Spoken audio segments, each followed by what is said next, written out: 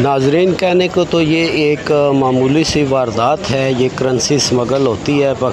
Currency باہر، اور اس میں جو میں ایک چیز دیکھ رہا ہوں مجھے جو عجیب لگ رہی ہے وہ یہ ہے کہ یہ PIA کی ایئر ہوسٹس ہے اور اتنے سمپل طریقے سے یہ پیسے جو ہے اپنی ساکس میں، شوز کے پاس، پاؤں کے پاس چھپا کے لے کے باہر جا رہی ہے، تو یہ کوئی سٹوری ہضم نہیں ہو رہی۔ مجھے تو یوں لگتا ہے کہ یہ PIA کو